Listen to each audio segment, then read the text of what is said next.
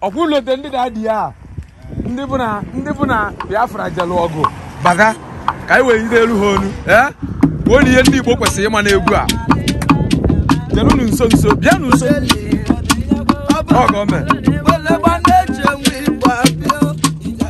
Ife abụ the Biafran veterans. Ndị n'ụlọ anyị ọgụ. During the war. Wee melụsịa arụ n'ụkwụ. Igbo niile wee gba ha nkịtị. Wee bụrụzie na main road n'express ka fa na-abụ.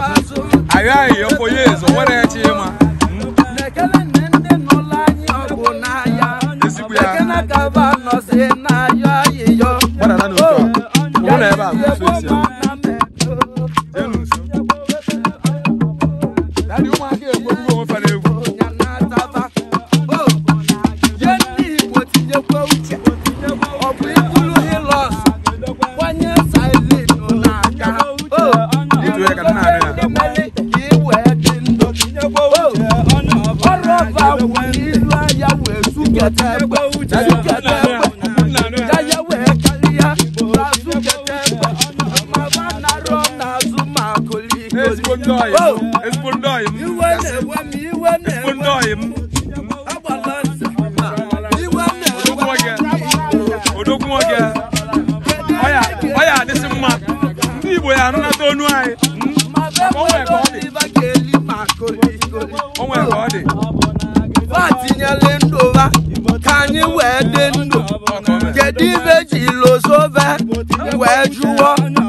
What is their crime?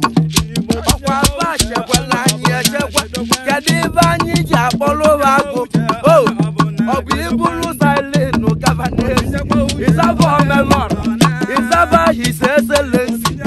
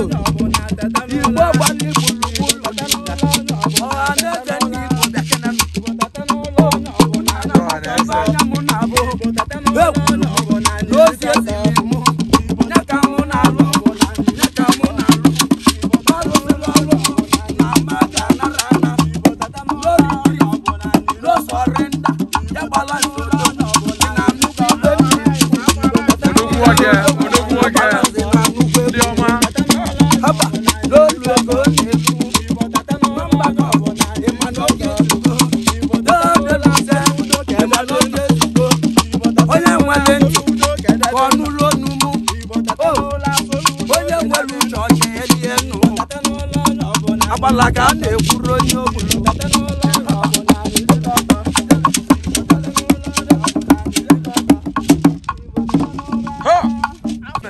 kenenu ndị daddy ọfụma kenenu ndị daddy ọfụma kenenu for ọfụma ihe a bụ ndị otego m na afa mebe na-ebere Igbo akwa na-ebere Igbo everyday na-asị Igbo otego egwu tiri onwe isi biko daji unu ga-ama na-eji m na ma marọ jide som jide nke m meji gbaa moto mejide nke m meji gbaa moto daji biko n'uwe ka ihe unu malụzie ga-esi tụlọ ya oga njiri nke a tinye fuel ka ị na-eje biko n'uwe ọ bụrụ ma eluzoro m unu anọkọtara chee na nlụzoro unu n'ụwa mmeje ka tije achị n'onwe isi Chineke bụ sukwu ebele m kwuru sukwu ego nke m Ike